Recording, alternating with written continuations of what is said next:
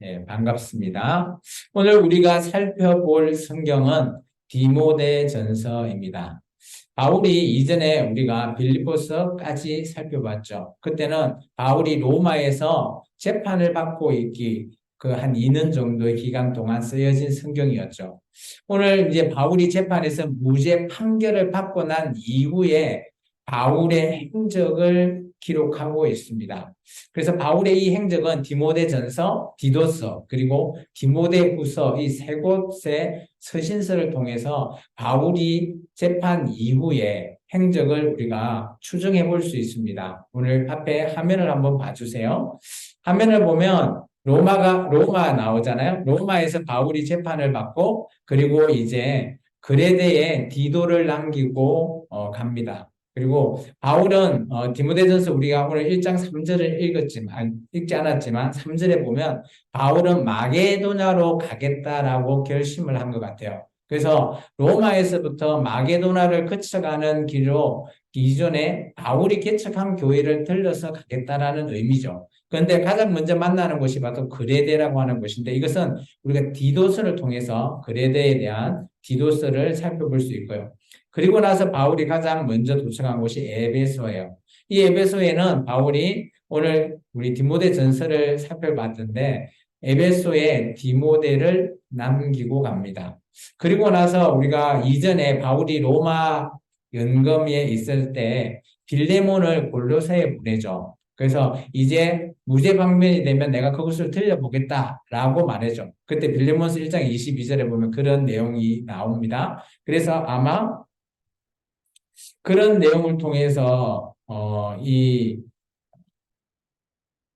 빌레몬한테 가게 되지 않을까 그렇게 추정해 보고요. 그리고 나서 우리 드로아에 있는 가보의 집에 아마 자기의 어, 거독과 그리고 성경을 아마 남긴다라고 얘기합니다.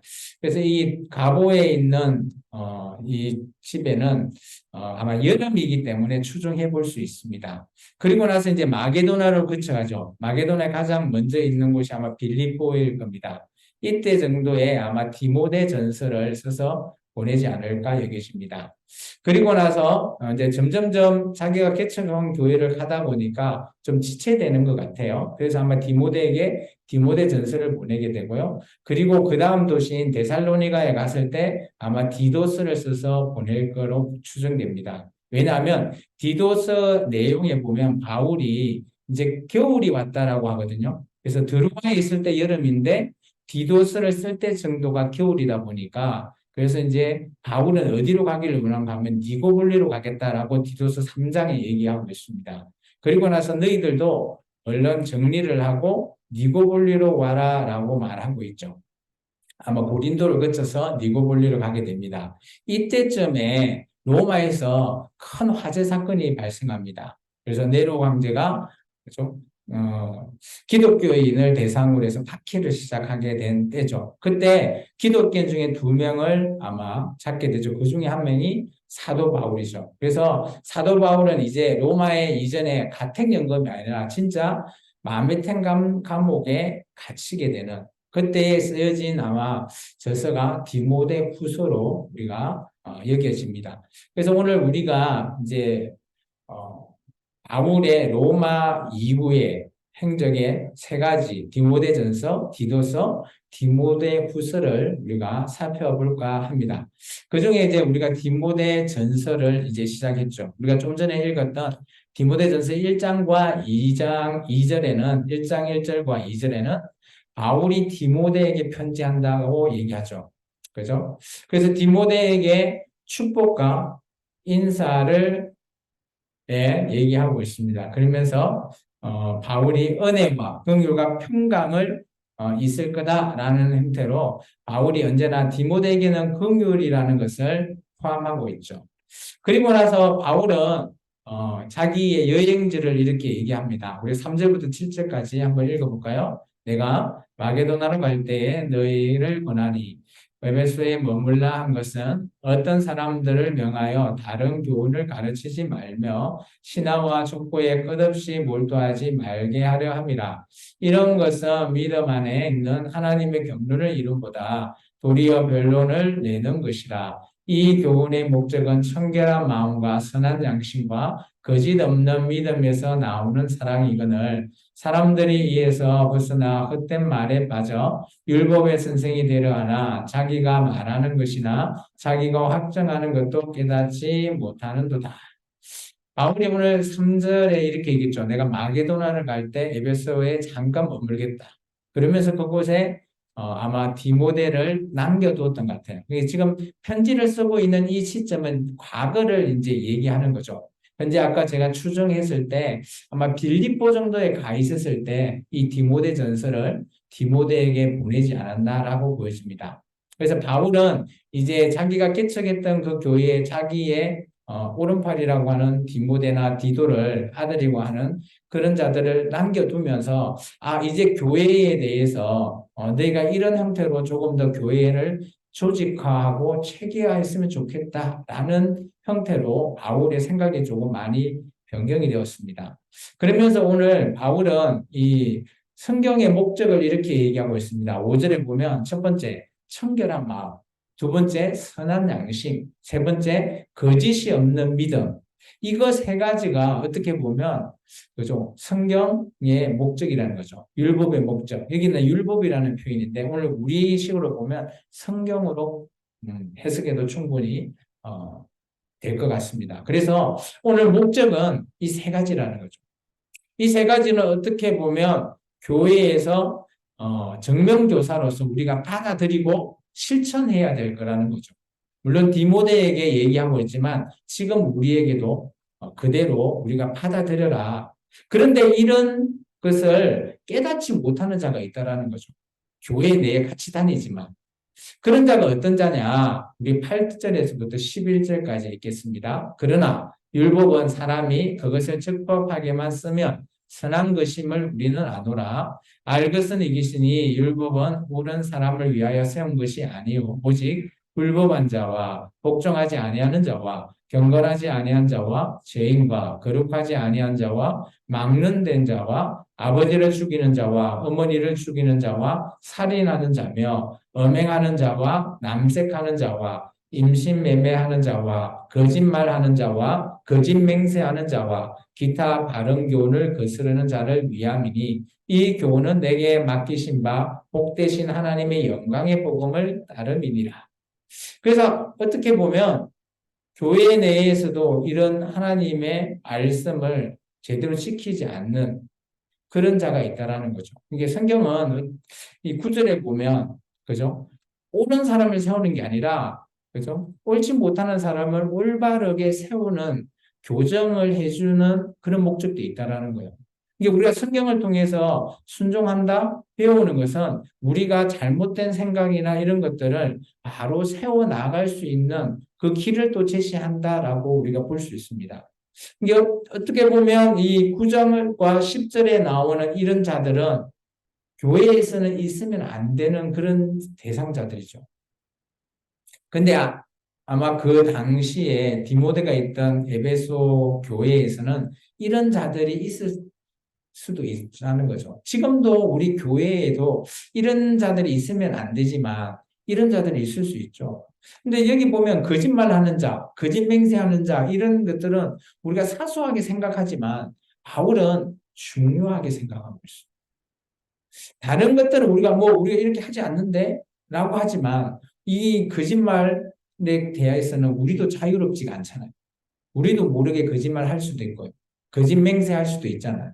우리 목숨을 위해서 거짓 맹세를 할 수도 있거든요. 이제 그런 내용으로 봤을 때, 우리가, 구원에 이르는 길로 우리가 보면 구원의 가정에 봤을 때 우리는 중생 이후에 성화의 단계를 통해서 항상 우리가 바뀌고 그죠? 이제 중생으로 거듭났으면 예수님으로 인해서 우리의 삶도 변화가 되어야 된다는 거죠. 이게 이전에는 이런 사람들이었다면 이제는 아까 우리가 좀 전에 봤던 1장 3절에 나왔던 그 교훈을 따르는 사람, 정명교사의 길을 따라라는 거죠. 이게 9절과 10절은 반면교사로서 설명하고 있다라는 겁니다. 그러면 바울이 이제 이것을 정의를 했어요. 정면교사와 반면교사를 정의해 놓고 자기 자신을 그곳에 비유하고 있습니다.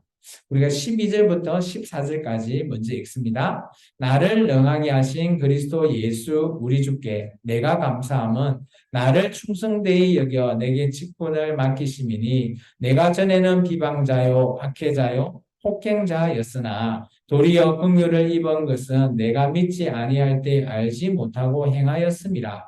우리 주의 은혜가 그리스도 예수 안에 있는 믿음과 사랑과 함께 넘치도록 풍성하도다. 바울은 얘기합니다. 나도 예수 믿기 전에는 이런 자였다. 세 가지 얘기하죠. 첫 번째, 비방자였다. 두 번째, 교회를 박해하는 박해자였다. 세 번째, 그들을 죽이는 폭행자였다라는. 이게 예수를 믿기 이전에는 나도 그죠? 반면교사와 같은 그런 자였다라는 거죠. 그런데 이제는 전에 아니라 지금은 하나님께서 나에게 직분을 맡기셨죠. 사도행전 9장에 보면 다메섹 독산에서 예수님을 만나고 나서 주님이 누구신지 내가 무엇을 해야 될지를 물어보잖아요. 그때 이방인의 사도의 역할을 직분을 예수님께서 주셨다라는 거죠. 그래서 지금 나는 완전히 바뀐 나의 삶을 얘기하는 거예요. 이게 앞에 정면교사와 반면교사를 설명했듯이 전에는 자기가 그렇게 잘 나가고 뭐 또 많은 자들 앞에서 뭐 으쓱거릴 수 있는 큰 그죠? 사내들인 공의원이고 또 많은 자들을 죽이는 그런 고난까지도 받은 그런 사람인데 그때는 자기 생각에 정말 잘 나가고 더 낫다고 생각했지만 예수님을 만나고 난 이후에 생각해 보니 그것은 아무것도 아니다라는 거죠.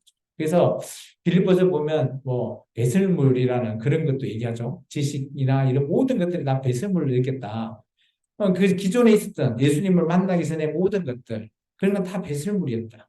그런 형태로 바울도 이전과 지금의 이후의 삶을 오늘 그대로 자기를 비유로 정면교사와 반면교사 얘기를 하고 있습니다. 그리고 계속 한번 읽어볼까요? 15절부터 17절입니다.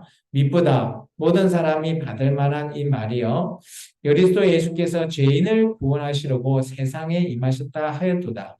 죄인 중에 내가 괴수니라. 그러나 내가 긍휼을 입은 까닭은 예수 그리스도로 내게 먼저 일체 오래 참으심을 보이사 후에 주를 믿어 영생 얻는 자들에게 본이 되게 하려 하심이라. 영원하신 왕 곧 썩지 아니하고 보이지 아니하고 홀로 하나이신 하나님께 존귀와 영광이 영원무궁하도록 있을지어다. 아멘. 여기까지 해서 먼저 바울이 일단락이 끝나는 거예요. 정면교사와 반면교사를 얘기하면서 그리고 또 15절과 16절을 보면 이전에는 나가 죄인 중에 괴수다. 그래서 자기들을 박해했던 그것을 얘기하고 있고요. 그런데 지금은 내가 너희들 앞에 이방인 사도로서 본이 되게 한다. 이게 우리의 삶도 마찬가지 같아요. 예수 믿기 전에 우리의 삶이 아무리 잘 나가고 그랬다 할지언정 우리가 예수 믿고 난 이후의 삶이야 비교해 보면 비교가 안 된다라는 거죠. 이게 예수님을 만나고 난 우리의 삶은 정말 더 가치 있고 기쁜 일이라는 거예요. 물론 여기 있는 우리 청년들은 어릴 때부터 예수님을 만났기 때문에 이전의 삶을 모르죠. 근데 지금 여러분이 예수님을 만나고 예수님을 믿고 있는 이 삶이 얼마나 가치 있는지 여러분 잘 모를 거예요, 지금. 근데 나중에 이제 여러분이 결혼하고 애를 낳고 살다 보면 비교가 되는 거죠. 예수 믿지 않는 자들과 내가 비교되다 보면 내가 이래서 너무 감사하다라는 것을 기억하셔야 돼요. 이게 저 같은 경우는 충분히 예수 믿기 전의 삶과 지금 예수 믿고 난 이후의 삶을 저는 알고 있기 때문에 그 가치를 충분히 알고 있어요. 그래서 제가 예수님을 배반하거나 이런 것 전혀 하지 않겠다라고 결단할 수 있는 그 가치를 제가 알고 있습니다. 그런데 우리 청년들은 또 모태신앙인 자들은 그 이전의 삶을 모르기 때문에 그 가치를 모를 수도 있어요. 근데 그것이 어느 정도 여러분이 살다 보면 인생에서 그걸 느낄 때가 있을 겁니다. 그럴 때 정말 여러분이 잡은 예수님은 정말 우리가 그런 표현 하잖아요. 세상에 동아줄이 있다고. 우리 동화 속에 나오나요? 뭐 호랑이 그 밧줄 하나는 썩은 동아줄, 하나는 뭐 안 썩은 동아줄 어떤 거 잡을 거냐 뭐 이런 얘기 하잖아요. 이게 어떻게 보면 예수 그리스도를 잡는 그 동아줄은 썩은 동아줄이 아니라는 거죠. 그런데 세상 사람들이 보기에는 마치 썩어 보이는 그런 동아줄로 여겨지는 거죠. 근데 알고 보면 그것을 깨닫다가 보면 깨달아지면 이것이 바울이 얘기했죠. 내가 이전에 정말 잘 나가고 그런데 죄인 중에 괴수였다라는 거예요. 죄인 중에 가장 우두머리 나쁜 놈이었다라고 얘기하는 이유가 뭘까요? 그것을 깨달았기 때문인 거죠. 그래서 여러분들도 아마 예수님을 만나고 난 우리의 삶은 언제나 본이 되어야 돼요. 여기 16절에 얘기했지만 바울은 지금 자기가 하고 있는 일이 많은 자들 앞에 본으로서 되기 위해서 내가 지금 하고 있다라고 말하고 있죠. 그러면서 하나님 앞에 영광을 드릴 수 있는 정말 너무 감사함으로 아마 바울은 매일매일 살았을 겁니다. 근데 지금 이 당시에 바울의 나이를 추정해 보면 이제 나이가 꽤 많이 들었을 거로 추정되어서요. 우리가 지도로 봤을 때 드로아에 가서 옷을 남겨두고 간 이유가 아마 나이가 좀 많이 들어서 그 당시는 걸어 다녔잖아요. 힘드니까 그럴 것으로 보통 추정되거든요. 그런 걸로 봤을 때 바울은 정말 자기의 인생에 있어서 젊었을 때 인생과 예수님을 만나고 난 이후에 지금 늙었을 때 인생을 비교해 봤을 때 젊었을 때는 정말 잘 나갔죠. 사내들은 공회원이고 정말 대단한 학파, 사내들은 공회원뿐만 아니라 가말리엘 학파의 지금 같으면 서울대 출신의 어마어마한 정말 그런 명석한 두뇌를 가진 자, 그런 자라면 그때 훨씬 우리가 보기에는 세상 사람 보기에는 더 위대해 보이지 않았을까요? 근데 바울은 그것을 일단 배설물로 느꼈다라고 해요. 그만큼 예수님에 대한 가치가 자기 이전인 것보다 훨씬 더 컸다라는 것을 깨달은 거죠. 오늘 우리도 그런 우리의 삶을 좀 인정하는 저와 여러분이 되었으면 좋겠습니다.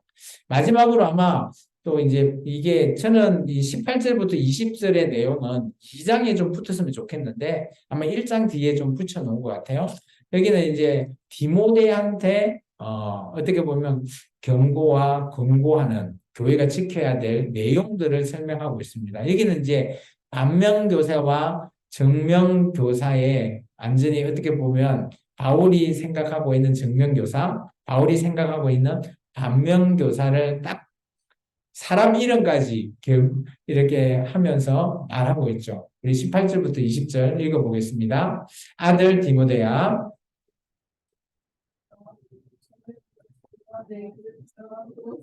편한 싸움을 싸우며 믿음과 착한 양심을 가지라. 어떤 이들은 이 양심을 버렸고 그 믿음의 가나에는 파선하였느니라. 그 가운데 후메네오와 알렉산더가 있으니 내가 사탄에게 내준 것은 그들로 공개받아 신성을 모독하지 못하게 하려 함이라. 아멘. 여기서 보면 바울은 증명교사로서 디모데에게 얘기하고 있죠. 너는 증명교사의 길을 걷는다. 그러면서 너는 내가 지도한 예언, 여기서 말하는 예언은 그죠? 말씀에 대한 말씀의 기록, 그 말씀의 선포, 가르침 이런 걸 얘기합니다. 거기에 따라서 너는 선한 싸움을 싸우고 믿음과 착한 양심을 가지고 이 증명교사의 길을 따라가라라는 걸 말하고 있고요. 그에 반해서 반면교사의 예는 누군가 하면 후메네오와 알렉산더인 것 같습니다. 이들에 대해서는 그들이 처음에는 예수님을 믿고 교회에 있었지만 그들이 양심을 버렸고요. 또 믿음에 관해서는 파선했대요. 파선이 뭔가 알죠? 배가 그죠? 어떤 것에 부딪히거나 뭐 태풍이나 이런 거에 의해서 부서질 때 그럴 때 믿음이 마찬가지 부서졌다라는 거예요. 그렇다면 아마 교회 내에서 구메데오나 알렉산더가 어떤 일을 했을까? 이런 걸 보면 이 당시 이제 우리가 좀 추정해 보는 거는 교회에게 해를 끼치는 안 좋은 그런 해를 미치는 그런 일을 하지 않았을까? 근데 여기 보면 내가 사탄에게 줬다라고 하잖아요. 초기 기독교는 그죠? 예수님을 믿고 예수님을 저버린 그런 자들에게 바울은 이렇게 얘기합니다. 사탄한테 내주노라라고 하면서 출교를 시켜버려요. 물론 이들은 유대인들은 유대교에서 출교하고 예수님을 믿기 위해서 왔는데 히브리서 정도 보면 어떤 거 하면 너무 생활이 힘듭니다. 예수를 믿는 것 때문에 모든 길이 다 막혀버리고 직업도 못 가지고 먹을 게 없다 보니까 다시 예수님을 배반하고 유대교로 돌아간 사람들이 있는 것 같아요. 그럴 때 어떻게 하는가 하면 유대교로 돌아오는 자에게는 예수님의 뭐 이름이나 이런 것들을 저주하게끔 되어 있어요. 그러다 보니까 바울 입장에서는 예수를 믿다가 다시 유대교로 돌아간 자에게 사탄에게 내줬다. 뭐 그런 표현도 쓰고 있습니다. 참 지금 우리가 생각하면 조금 공감할 수 없는 이야기이긴 하지만 오늘 이 당시 초기 기독교 그리고 교회가 생겨졌을 때의 그런 문제들이 아마 그런 것들을 좀 우리가 엿볼 수 있는 것 같습니다. 오늘 1장의 말씀을 우리가 좀 정리해 보면 이렇습니다. 우리가 정명교사가 정의가 뭐냐? 아까 세 가지 있잖아요. 교훈을 삼아라. 1장 5절에 나오는 청결한 마음, 선한 양심, 거짓이 없는 믿음. 이 세 가지는 정명교사의 정의고요. 그리고 반면교사의 정의는 아까 9절부터 10절에 있는 14가지. 그래서 교회에서 뭐 이렇게 배반하는 그런 자들. 그리고 거기에 대해서 바울의 이전의 삶과 이후의 삶을 그들에게 쉽게 비유로서 자기의 삶을 비유를 통해서 설명했고요. 그리고 나서 이제 실제 에베소에 있는 디모데는 정명교사의 길을 따르는 자다라고 하면서 디모데에게 세 가지를 얘기했죠. 선한 싸움을 싸우라, 그죠? 믿음과 착한 양심을 가지라. 이런 세 가지를 통해서 정명교사의 길을 꾸준히 걸어가라라고 말을 했고요. 이에 반해서 후메네오와 알렉산드에게는 이들은 반면교사다. 그러면서 이들은 믿음도 파산됐고 양심도 버린 그런 사람이라는 거죠. 오늘날 우리 교회에 있는 교인들도 우리의 믿음과 양심을 저버리고 깨버린다라는 것, 그런 것은 우리가 이 말씀을 좀 보면 우리가 반면교사의 길이라는 거죠. 교회에서 한번 생각해 봐야 될 부분입니다. 마지막으로 우리 같이 한번 말씀 이거를 읽으면서 마무리할까 합니다. 교회는 정면교사와 반면교사의 길이 있다. 바른 신앙의 길은 어떤 길입니까? 여러분이 답해 보십시오. 충분히 아시겠죠? 우리 기도하겠습니다. 사랑해 주님,